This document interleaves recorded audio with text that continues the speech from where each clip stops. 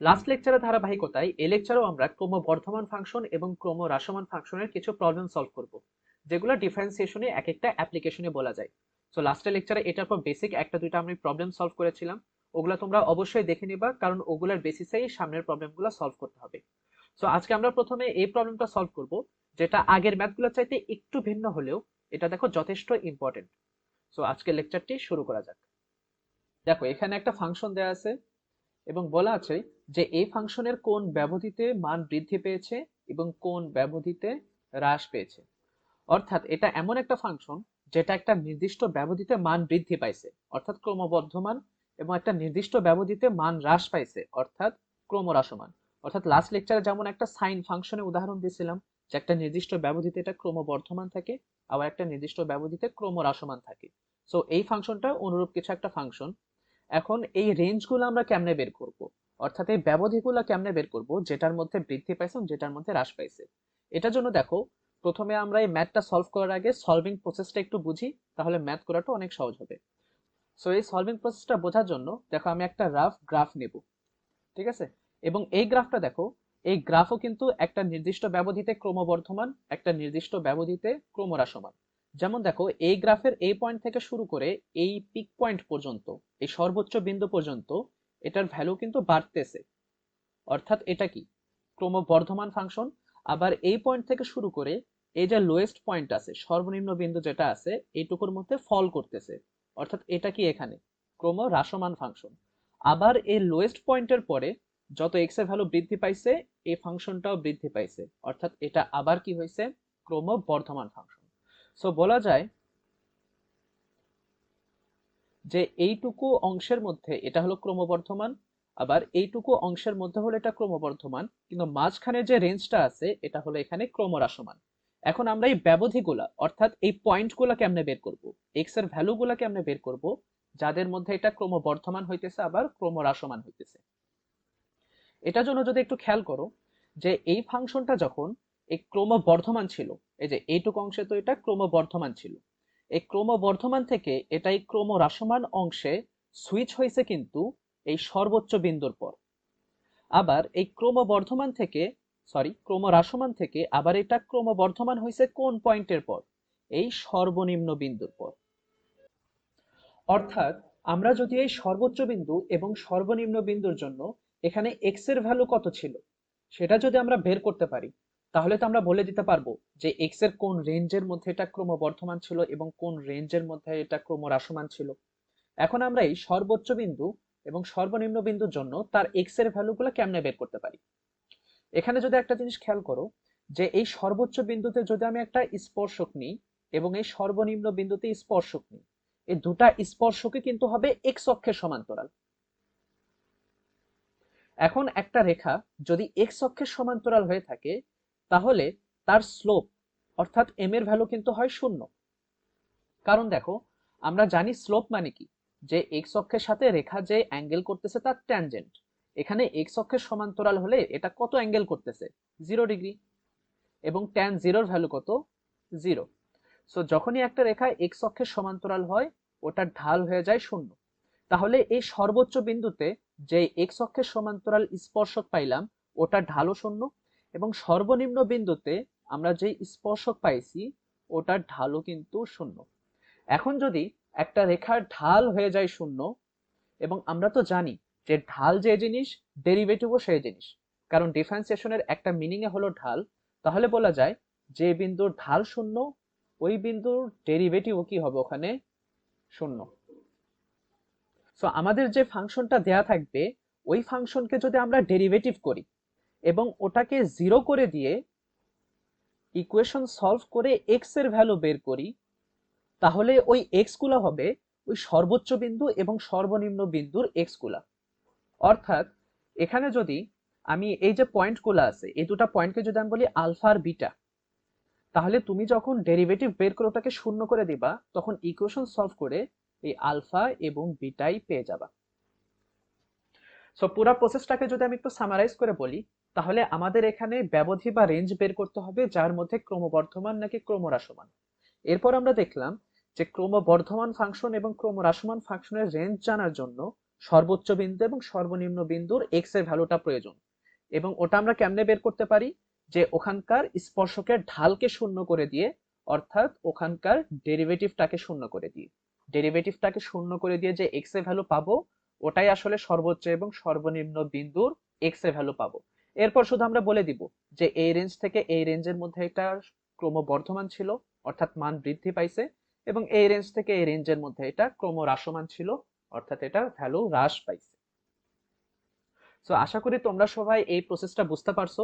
যদি কারো কনফিউশনও থাকে তাহলে এই ম্যাথটা আমি এখন সলভ করি, তাহলে দেখো তোমরা ক্লিয়ার হয়ে যাবা। ওকে, সো দেখো এখানে যে ফাংশনটা দেয়া আছে, আমাদের ফার্স্টলি কি করতে হবে, এটা ডেরিভেটিভ বের করতে হবে, এরপর ওটাকে জিরো করতে হবে। সো এখানে আমাদের ফাংশনটা দেয়া আছে f of x equal to x into 12 minus 2x whole square। So এটার আমাদের ডিফারেন্সিয়েশন করতে হবে। সো এটাকে দেখো বেশ কয়েকভাবে ডিফারেন্সিয়েশন করা যাবে। তোমরা যদি চাও যে প্রথমে এখানে হোল স্কয়ার ভাঙাবা, এরপর এক্স দিয়ে গুণ করবা, সিম্পলিফাই করে নিয়ে ডিফারেন্সিয়েশন করতে পারো, অথবা এই অবস্থাতেই দেখো একটা ফাংশনকে ইউ আর একটা ফাংশনকে ভি ধরে নিয়ে ইউ ভি এর ফর্মুলা ফেলতে পারো। জাস্ট যেহেতু দুটো ফাংশন গুণন অবস্থায় আছে, গুণনের ফর্মুলা। সো ওই গুণনের ফর্মুলাটা কি ছিল, যে এক্স কে রেখে পরের অংশটাকে ডিফারেন্সিয়েশন। সো এই অংশটাকে ডিফারেন্সিয়েশন করলে কি হবে, x to the power N এর ফর্মুলা, অর্থাৎ পাওয়ার সামনে আসলো এবং পাওয়ার এক কমে যাবে। দেন আবার চেন রুল, যে এখানে এক্স এর সাথে যে -2 আছে এটা আবার গুণন অবস্থায় চলে আসবে। এগুলো জাস্ট বেসিক ডিফারেন্সিয়েশন চেন রুলের, এগুলার আমি বেশি এক্সপ্লেন করতেছি না।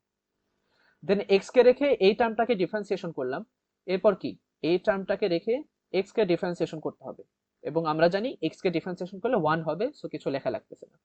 সো এখন আমরা দেখো এটাকে একটু সিম্পলিফাই করে নিই, তারপর জাস্ট এটাকে জিরো করে দিয়ে ইকুয়েশন সলভ করব। সো এখানে দেখো -2 এবং 2 গুণন হয় কত হবে, -4, সামনে আছে দেখো x, then 12 minus 2x plus 12 minus 2x whole square. এখন দেখো দুটা টার্মের মধ্যে থেকে 12 minus 2x কমন নেওয়া যাবে, তাহলে কি থাকতেছে, -4x। প্রথম টার্মে দেখো -4x থাকতেছে, এটা কমন নিলে। দেন সেকেন্ড টার্মে দেখো একটা 12 minus 2x চলে আসছে, আর একটা 12 minus 2x আছে। সো একটু ক্যালকুলেশন করো, 12 minus 2x, আর এখানে কি থাকলো, 12 minus 6x। ওকে, সো এরপরে আমাদের কাজ কি ছিল, যে আমরা যে ডেরিভেটিভটা পাবো ওটাকে আমাদের জিরো করে দিতে হবে। ওটাকে জিরো করে যে এক্স এর ভ্যালু পাবো, ওগুলাই হবে আমাদের সর্বোচ্চ বিন্দু এবং সর্বনিম্ন বিন্দুর জন্য এক্স এর ভ্যালু। সো এটাকে জিরো করলে দেখো এখন ইকুয়েশন সলভ কেমনে হবে। এখানে দেখো দুটা টার্ম গুণন অবস্থায় আছে, সো দুটার গুণফল যদি জিরো হয় তাহলে আইদার এই টার্ম জিরো, অর্থাৎ 12 minus 2x equal to 0, or 12 minus 6x হবে 0। সো দেখো এখানে x এর ভ্যালু এখানে কত পাইতেছো, 2x equal to 12, অর্থাৎ x equal to 6, এবং এখানে x এর ভ্যালু কত পাইতেছো, 12 equal to 6x, অর্থাৎ x equal to 2। অর্থাৎ দেখো আমরা ইকুয়েশন সলভ করে x এর দুইটা ভ্যালু পাইলাম, একটা হলো x equal to 2 আর একটা হলো x equal to 6। অর্থাৎ এই দুটা বিন্দুর মধ্যে একটা হলো সর্বোচ্চ বিন্দুর জন্য x এর ভ্যালু, আর একটা হলো সর্বনিম্ন বিন্দুর জন্য x এর ভ্যালু। কিন্তু এখন এই x এর দুটা ভ্যালু দেখে আমরা বুঝবো কেমনে যে আমাদের যে ফাংশনটা দেয়া ছিল ওটা কোন অংশের মধ্যে বৃদ্ধি পাইছে এবং কোন অংশের মধ্যে হ্রাস পাইছে। দেখো ওটার জন্য এখানে আলাদা একটা ছোট্ট কনসেপ্ট অ্যাপ্লাই করা লাগবে, যেটা দেখো আমরা এর আগেও অ্যাপ্লাই করছি। এখানে দেখো আমরা যে ডেরিভেটিভের ফাংশনটা পাইছি ওটা কত ছিল, 12 minus 2x into 12 minus 6x, এবং আমরা ইকুয়েশন সলভ করে যে সর্বোচ্চ এবং সর্বনিম্ন জন্য ভ্যালু পাইলাম ওটা কত ছিল, একটা ছিল 2 আর একটা ছিল 6। এখন এই 2 এবং 6 এটা দিয়ে দেখো গ্রাফে কয়টা রেঞ্জ হইতে পারে, তিনটা রেঞ্জ হইতে পারে। একটা রেঞ্জ হইতে পারে 2 এর চেয়ে ছোটর জন্য, আর একটা রেঞ্জ হইতে পারে 6 এর চেয়ে বড়র জন্য, আর একটা রেঞ্জ হইতে পারে 2 থেকে 6 এর মধ্যকার রেঞ্জের জন্য। অর্থাৎ x এর ভ্যালু যখন 2 এর চেয়ে ছোট তখন ফাংশন ক্রমবর্ধমান বা ক্রমহ্রাসমান হইতে পারে, আবার 2 থেকে 6 এর মধ্যে এটা ক্রমবর্ধমান বা ক্রমহ্রাসমান হইতে পারে, আবার 6 থেকে বড়র জন্য ক্রমবর্ধমান বা ক্রমহ্রাসমান হইতে পারে। সো আমাদের এখানে তিনটা সেগমেন্টের জন্য হিসাব করা লাগবে যে কোন সেগমেন্টে ক্রমবর্ধমান এবং কোন সেগমেন্টে ক্রমহ্রাসমান। এখন ক্রমবর্ধমান নাকি ক্রমহ্রাসমান এটা আমরা কেমনে বুঝবো? যে আমাদের যে ডেরিভেটিভের ফাংশন আছে এটা যদি একটা রেঞ্জের মধ্যে সবসময় পজিটিভ হয় তাহলে অবশ্যই ক্রমবর্ধমান, আর যে রেঞ্জের মধ্যে এটার ভ্যালু নেগেটিভ হবে ওটা অবশ্যই কি ক্রমহ্রাসমান। সো আমাদের কাছে দেখো এখন তিনটা সেগমেন্ট আছে, একটা হলো x<2। সো এখন আমরা দেখব x<2 এর জন্য আমাদের এই ডেরিভেটিভ পজিটিভ নাকি নেগেটিভ। যদি পজিটিভ হয় ক্রমবর্ধমান, যদি নেগেটিভ হয় ক্রমহ্রাসমান। সো দেখো আমি এটা হিসাব করার জন্য এই ফাংশনটাকে দেখো আরেকটু সিম্পলিফাই করে নিই, তাহলে বুঝতে একটু সহজ হবে। খেয়াল করো, প্রথম টার্ম থেকে কি কমন নেওয়া যাচ্ছে? 2 কমন নেওয়া যায়। সো 2 কমন নিলে কি থাকতেছে? 6 মাইনাস এক্স। দ্বিতীয় টার্ম থেকে কি কমন নেওয়া যায়? 6 কমন নেওয়া যায়, তাহলে কি থাকতেছে? 2 মাইনাস এক্স। সো এখানে কি থাকতেছে? 12 into 6 minus x into 2 minus x. এখন দেখো দুটাতেই যদি আমি মাইনাস কমন নিয়ে নিই, এখানেও একটা মাইনাস নিব, এখানে একটা মাইনাস নিব, মাইনাসে মাইনাসে প্লাস, আর আমি এখানে সাইনটা চেঞ্জ করে নিলাম, x minus 6 into x minus 2। So এখন দেখো আমরা বিভিন্ন রেঞ্জের জন্য এটা দেখি যে পজিটিভ হবে নাকি নেগেটিভ হবে। সো দেখো এক্স যখন 2 এর চেয়ে ছোট তখন এই এক্স মাইনাস 6 এর চিহ্নটা কেমন হবে এটা দেখো। যদি 2 এর চেয়ে ছোট হয় তাহলে এটার সাইন কিন্তু হবে নেগেটিভ, কারণ 2 এর চেয়ে ছোট কিছু একটা বসায় দেখো। 1 বসাও, 1 মাইনাস 6 কত হবে? মাইনাস 5। 0 বসাও, 0 মাইনাস 6 কত হবে? মাইনাস 6, অর্থাৎ নেগেটিভ। তুমি 2 এর চেয়ে যে ভ্যালুই বসাও না কেন ছোট, এটার টার্মের ভ্যালুটা হবে সবসময় নেগেটিভ।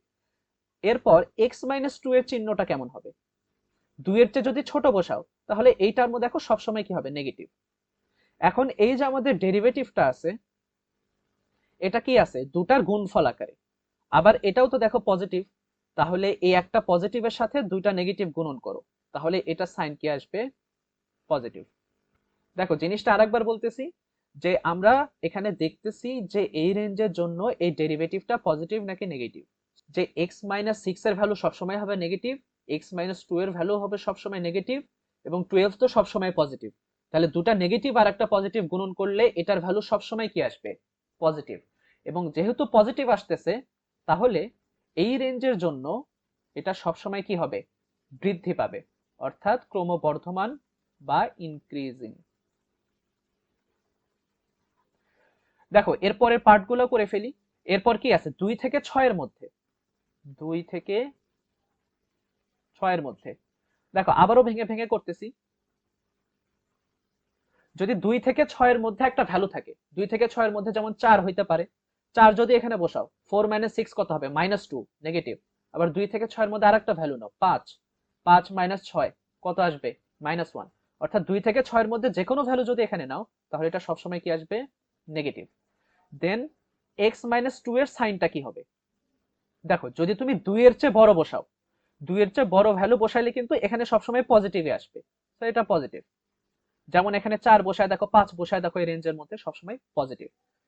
তাহলে এখন f ড্যাশ x এর সাইনটা কেমন আসবে? খেয়াল করো।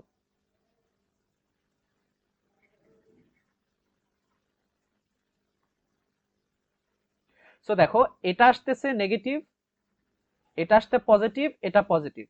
সো পজিটিভ নেগেটিভ নেগেটিভ হয়ে যাবে, আর নেগেটিভ আবার পজিটিভ গুণন করলে নেগেটিভ হয়ে যাবে, অর্থাৎ f ড্যাশ x এর ভ্যালু এখানে কি আসবে? নেগেটিভ আসবে। আর যেহেতু এখানকার ডেরিভেটিভটা নেগেটিভ আসবে, সো অবশ্যই এই রেঞ্জের মধ্যে এই ফাংশনটা কি ডিক্রিজিং।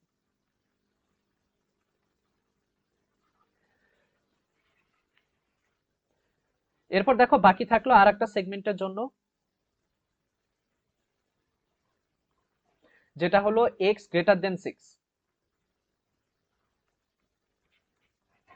আচ্ছা x যখন গ্রেটার দেন 6 হবে তাহলে x মাইনাস 6 এর সাইন কি হবে? 6 এর চেয়ে বড় হলে, বড় ভ্যালু থেকে এটা মাইনাস করলে অবশ্যই এটা কি হবে? পজিটিভ। x মাইনাস 2 কি হবে? যদি কোনো ভ্যালু 6 এর চেয়ে বড় হয় তাহলে এটাও দেখো অবশ্যই পজিটিভ হবে, যেমন 7, 8, 9, 10। তাহলে আমাদের f ড্যাশ x এর সাইনটা তাহলে কেমন হইতেছে খেয়াল করো।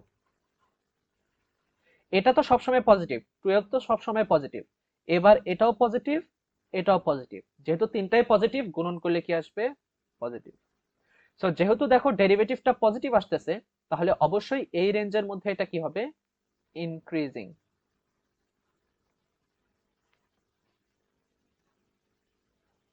সো এখানে আমরা উত্তরটা এইভাবে লিখবো যে যখন x এর ভ্যালু 2 এর চেয়ে ছোট অর্থাৎ x less than 2 and x এর ভ্যালু যখন 6 এর চেয়ে বড় অর্থাৎ x গ্রেটার দেন 6, তখন ফাংশনটা হবে ক্রমবর্ধমান অর্থাৎ ফাংশনের মান বৃদ্ধি পাবে। আর যখন x এর ভ্যালু হবে 2 থেকে 6 এর মধ্যে, তখন ফাংশনটা হবে ডিক্রিজিং অর্থাৎ এটা হবে ক্রমহ্রাসমান।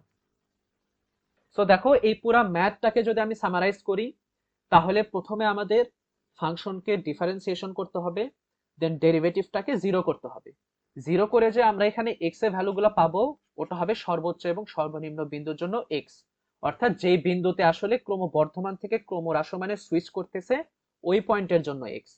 এখন এই পয়েন্টের মধ্যে কোন রেঞ্জের জন্য ক্রমবর্ধমান এবং কোন রেঞ্জের জন্য ক্রমহ্রাসমান ওটা আমরা কেমনে বের করব? এখানে আমরা সংখ্যা রেখায় প্রথমে সেগমেন্ট বানাই নেব। এখানে যেরকম দেখো 2 ছিল, 6 ছিল। সো আমরা এখানে কি করছি? এখানে আমরা বুঝতে পারছিলাম যে সেগমেন্ট হলো তিনটা, 6 এর চেয়ে বড়, 2 এর চেয়ে ছোট, 2 এবং 6 এর মাঝখানে একটা। সো আমরা প্রতিটা সেগমেন্টের জন্য দেখলাম যে কোন সেগমেন্টে ডেরিভেটিভটা পজিটিভ হয়, কোন সেগমেন্টে ডেরিভেটিভটা নেগেটিভ হয়। যে রেঞ্জের মধ্যে বা সেগমেন্টের মধ্যে ডেরিভেটিভটা পজিটিভ হবে সেখানে থাকবে ইনক্রিজিং বা ক্রমবর্ধমান, এবং যে অংশের মধ্যে নেগেটিভ সেটা হবে ডিক্রিজিং বা ক্রমহ্রাসমান। সো এখানকার দেখো উত্তরটা এইভাবে কিছুটা লেখা যাবে যে যখন x less than 2 and x greater than 6, তখন এই ফাংশনটা ছিল ক্রমবর্ধমান।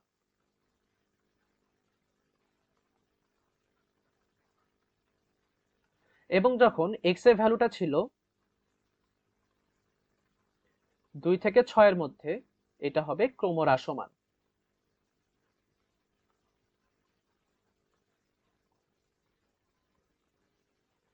এই টাইপের ম্যাথ যখন আসলে তোমরা রিটেন কোনো একটা কোশ্চেন সলভ করবা, ঠিক আছে, তখন অবশ্যই এই তিনটা সেগমেন্টের জন্য একটু ভেরিফাই করে দেখাবা, ঠিক আছে। অন্তত আমি যেভাবে ভেঙে লিখছি এইভাবে পরীক্ষা খাতায় ভেঙে লিখতে হবে না, জাস্ট এইভাবে লিখতে পারো যে x যখন 2 এর চেয়ে ছোট তখন পুরা ফাংশন হবে পজিটিভ, অর্থাৎ ডিরেক্টলি এই লাইনটা তোমরা লিখে দিতে পারো, কোনো সমস্যা হবে না। অর্থাৎ তিনটা অংশের জন্য এইভাবে তোমরা লিখবা। কিন্তু খেয়াল করো যখন যদি কোনো এমসিকিউ সলভ করতে হয়, তিনটাই কিন্তু আসলে হিসাব করার কোনো প্রয়োজন নেই। এখানে যেরকম দেখো আমি তিনটাই সলভ করে বের করছি যে পজিটিভ নাকি নেগেটিভ, তিনটাই কখনো সলভ করার প্রয়োজন নেই। তোমরা আসলে যেটা করবা যে প্রথমে এরকম সংখ্যা রেখার মতো করে রেঞ্জগুলো বানায় নিবা, যে ছোটটার চেয়ে ছোট অর্থাৎ 2 এর চেয়ে ছোট, বড়টার চেয়ে বড়, এবং ছোটটা এবং বড়টার মাঝখানে। যে তোমরা দেখবা যে একবারে যে ছোট ভ্যালুটা আছে ওই ছোটর চেয়ে নিচের রেঞ্জের জন্য ওই ফাংশনটা ক্রমবর্ধমান নাকি ক্রমহ্রাসমান, অর্থাৎ ডেরিভেটিভটা পজিটিভ নাকি নেগেটিভ। যদি দেখো যে এই ছোটটার কম ভ্যালুর জন্য এটা পজিটিভ আসছে, তাহলে বুঝে নিও যে তারপরে সেগমেন্টের জন্য অবশ্যই, অর্থাৎ এটার জন্য যদি পজিটিভ আসে তাহলে এটার জন্য অবশ্যই নেগেটিভ আসবে, পরের সেগমেন্টের জন্য অবশ্যই পজিটিভ আসবে। কারণ ওই পয়েন্টের পরে তো সুইচ করবে, অর্থাৎ যদি ক্রমবর্ধমান হয়ে থাকে এর পরের রেঞ্জে অবশ্যই ক্রমহ্রাসমান, এর পরের রেঞ্জের জন্য অবশ্যই কি ক্রমবর্ধমানই আসলে হবে। অর্থাৎ দেখো আমি এই জিনিসটাকে প্লটে বোঝাই তাহলে আমার কথাটা বুঝতে পারবা ভালোভাবে। যে আমরা যদি দেখো এইভাবে গ্রাফটা প্লট করি, যে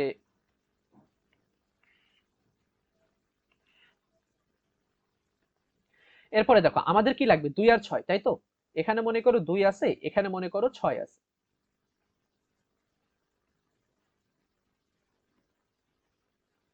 যখন দেখো 2 এর চেয়ে ছোট ছিল তখন এটা কি ছিল? ক্রমবর্ধমান, অর্থাৎ এটা কিভাবে এভাবে হয়তো বাড়তেছিল। এরপরে দেখো যখনই 2 থেকে 6 এর মধ্যে, তখন এটা কি ফল করছে, ক্রমহ্রাসমান।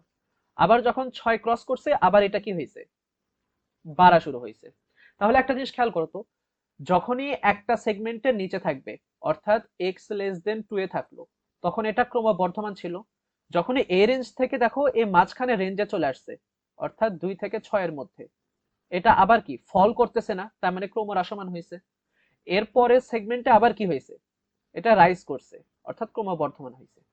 অর্থাৎ একটা জিনিস মাথায় রাখবা যে সব সময় যে সর্বোচ্চ বিন্দু এবং সর্বনিম্ন বিন্দু এরপরে এগুলা সুইচ করতেছে। তাহলে যদি দেখো যে x minus two, sorry, x less than two এর জন্য এটা ক্রমবর্ধমান, তাহলে এর পরের সেগমেন্টে অবশ্যই এটা ক্রমহ্রাসমান হবে। অর্থাৎ এখানে যদি পজিটিভ হয়ে থাকে এখানে অবশ্যই নেগেটিভ, এরপরে কি আবার পজিটিভ। ঠিক আছে। আর যদি কখনো এমন হইতো যে এক্স লেস দেন টু এর জন্য নেগেটিভ আসতেছে ক্রমহ্রাসমান, তাহলে এই সেগমেন্টের জন্য অবশ্যই পজিটিভ আসতো, এই সেগমেন্টের জন্য অবশ্যই নেগেটিভ আসবে। কারণ ওই পয়েন্টগুলোর পর তো আসলে সুইচ করতেছে, তাহলে বাড়তে থাকলে কমা শুরু হবে, আর কমতে থাকলে আবার বাড়া শুরু হবে। তোমরা জাস্ট এগুলো একটু ঠান্ডা মাথায় চিন্তা করো, তাহলে দেখবা যে এমসিকিউ সলভ করার জন্য তিনটার জন্যই প্রমাণ করার কোনো দরকার নেই। শুধু যদি একদম ছোটটার চেয়ে নিচের রেঞ্জের জন্য বের করতে পারো ক্রমবর্ধমান নাকি ক্রমহ্রাসমান, ওটার সাথে সিকোয়েন্স অনুসারে বাকিগুলো এমনি বের করতে পারবা, প্লাস মাইনাস প্লাস অথবা মাইনাস প্লাস মাইনাস এইভাবে। এখন এই রিলেটেড আর একটা প্রবলেম সলভ করব। দেখো এই প্রবলেমটা আগেরটার মতোই, তবে এটা ফিজিক্সে অনেক সুন্দর একটা অ্যাপ্লিকেশন ক্রমবর্ধমান ফাংশন এবং ক্রমহ্রাসমান ফাংশনে। দেখো এখানে বলা আছে যে একটি গাড়ির গতিপথের বেগ V equal to something function. অর্থাৎ দেখো এখানে বেগের একটা ফাংশন দেওয়া আছে, সময়ের ফাংশন। এরপর বলা আছে যে কোন সময়ের ব্যবধানে গাড়িটির বেগ বৃদ্ধি পাবে এবং কোন ব্যবধিতে গাড়িটির বেগ হ্রাস পাবে। সো এই যে ফাংশন আছে, এই ফাংশনের ভ্যালু কোন রেঞ্জের মধ্যে বৃদ্ধি পাচ্ছে এবং কোন রেঞ্জের মধ্যে হ্রাস পাচ্ছে ওটাই কিন্তু আমাদের এখানে বেসিক্যালি বের করতে হবে।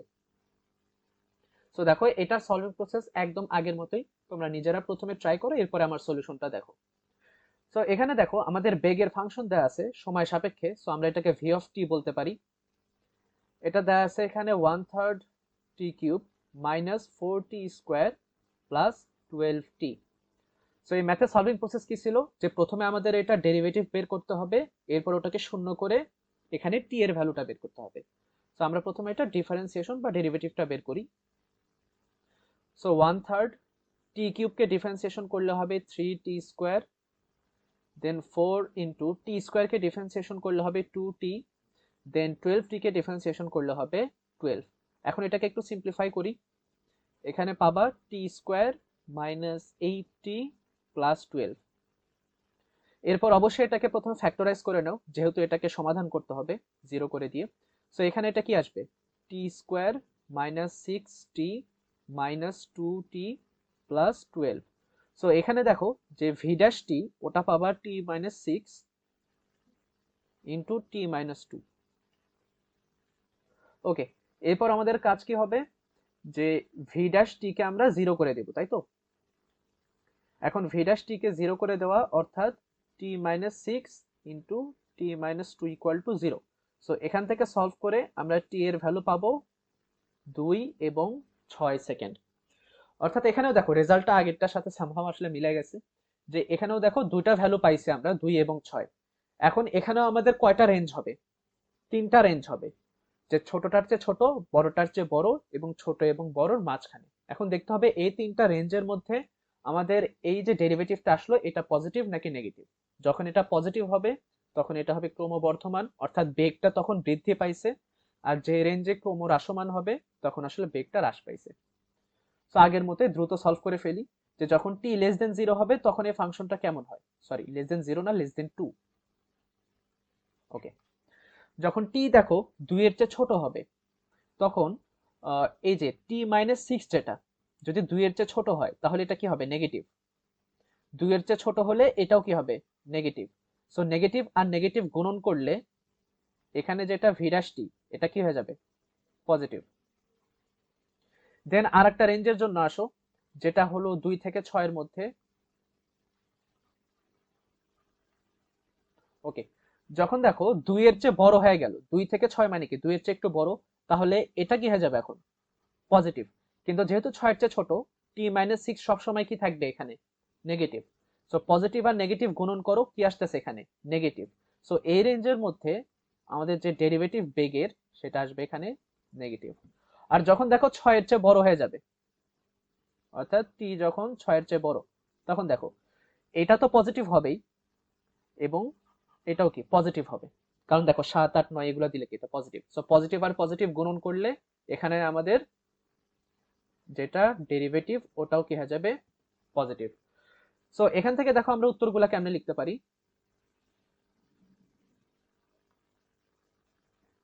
যে যখন টাইম ছিল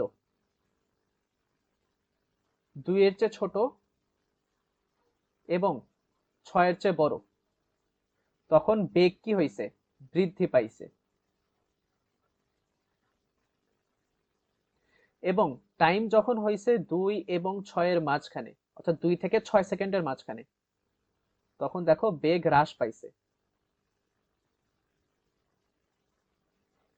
আর হ্যাঁ, এখানে একটা জিনিস করতে পারো, যে এখানে লেস দেন 2 দিছো, তো এখানে 0 থেকে 2 দিতে পারো। একটা জিনিস খেয়াল রেখো, যখন আমরা আগের ম্যাথগুলো সলভ করলাম, অর্থাৎ জাস্ট এক্স এর ভ্যালু দিয়ে, তখন কিন্তু লেস দেন 2 দ্বারা কি বোঝায়? যে আসলে মাইনাস ইনফিনিটি থেকে 2 এর মাঝে, তাই না? কিন্তু এটা কিন্তু দেখো সময়, ঠিক আছে? সময় তো আর কখনো নেগেটিভ হবে না। তো এখানে অবশ্যই 0 পর্যন্ত দেখিয়ে দেয় সবচেয়ে হলো বেটার। এখন দেখো, এটা তো পুরোপুরি দেখো ম্যাথের প্রসেসে করলাম, যে কখন বেগ বৃদ্ধি পাবে কখন বেগ হ্রাস পাবে, ওটা আমরা জাস্ট ফাংশনের কনসেপ্ট দিয়ে করছি। এটা কিন্তু ফিজিক্সের কনসেপ্ট দিয়েও দেখো এক্সপ্লেন করা যাবে। আচ্ছা, আমরা যে এখানে বেগকে ডিফারেন্সিয়েশন করলাম, বেগকে ডিফারেন্সিয়েশন করলে কি পাওয়া যায় একটু মনে করো তো। বেগকে যখন সময় সাপেক্ষে ডিফারেন্সিয়েশন পাওয়া যায়, তখন কিন্তু পাওয়া যায় অ্যাক্সেলারেশন বা ত্বরণ।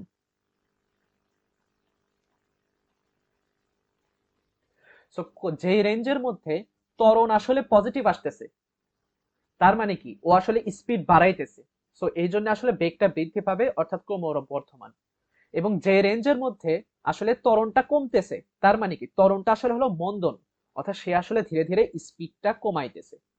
সো দেখো, পুরাপুরি যদি ম্যাথের কনসেপ্টের মাধ্যমে সলভ করো তাও সঠিক উত্তর পাবা। আর জাস্ট এখানে দেখো একটু ফিজিক্সের ছোট্ট কনসেপ্ট অ্যাপ্লাই করো, তাহলে অনেক মজার একটা জিনিস বুঝতে পারবা, যে ত্বরণ পজিটিভ দেখে স্পিড বাড়তেছে, আর ত্বরণ যখন আসলে নেগেটিভ হইতেছে, ক্রমহ্রাসমান হইতেছে, সে আসলে স্পিডটা কমায় দিতেছে। তো আশা করি তোমরা সবাই ক্রমবর্ধমান এবং ক্রমহ্রাসমানের কনসেপ্টটা বুঝতে পারছো। কোনো জায়গায় যদি একটু জটিল মনে হয় বা বুঝতে যদি একটু কঠিন মনে হয়, তাহলে এক দুবার একটু রিওয়াইন্ড করে দেখো। জিনিসগুলো আসলে খুব বেশি কঠিন না। তোমরা এই লেকচার দেখার পাশাপাশি তোমাদের বইয়ে যে এক্সারসাইজ প্রবলেমগুলো আছে এবং বাকি এক্সাম্পলগুলো আছে, ওগুলো অবশ্যই করে দেখবা, তাহলে কনসেপ্ট ক্লিয়ার হবে। তবে হ্যাঁ, এখানে শেষ করার আগে একটা কথা বলি, এখানে যে আমি দুটা ম্যাথ সলভ করছি, সিম্পলিসিটির জন্য আমি দুই ক্ষেত্রে দুটা পয়েন্ট নিছি, ঠিক আছে? যে সংখ্যা রেখার উপর পর্যন্ত কিন্তু শুধু দুটা পয়েন্টই আসছে, দুই ক্ষেত্রেই আসলে 2 আর 6 আসছিল, তাই না? সো আমরা কি করছি, 2 এর চেয়ে ছোটর জন্য হিসাব করছি, 6 এর চেয়ে বড়র জন্য, এবং 2 থেকে 6 এর মধ্যে কেমন হবে সেটা হিসাব করছি। আচ্ছা, এখানে যদি আরেকটা পয়েন্ট বের হয়, সাপোজ তুমি ডিফারেন্সিয়েশন করে যখন ইকুয়েশন সলভ করলা, এক্স এর ভ্যালু দুটা না তিনটা আসলো, সাপোজ 2, 6 আর 8 আসলো সাপোজ, তখন তুমি কেমনে সলভ করবা? তখন কিন্তু একইভাবে সেগমেন্ট বানাইতে হবে, যে ছোটটার চেয়ে ছোট বানাই নিবা, 8 এর চাইতে বড় বানায় নিবা, 6 এবং 8 এর মাঝখানে একটা, 2 এবং 6 এর মাঝখানে একটা, অর্থাৎ একইভাবেই ফ্যাক্টরাইজ করতে হবে। এবং একইভাবে এই চারটা সেগমেন্টের জন্য টেস্ট করে দেখবা যে কোন রেঞ্জের জন্য পজিটিভ, কোন রেঞ্জের জন্য নেগেটিভ, তাহলে কোথায় ক্রমবর্ধমান কোথায় ক্রমহ্রাসমান অনেক সহজে বুঝে যাবা। তো এই কনসেপ্ট সম্পর্কে আমার পক্ষ থেকে এই পর্যন্তই। বাকিটা এখন তোমরা প্র্যাকটিস করো, আর যে কোনো প্রবলেম হলে কমেন্ট সেকশনে জানাও। তো সবাই ভালো থেকো, আল্লাহ হাফেজ।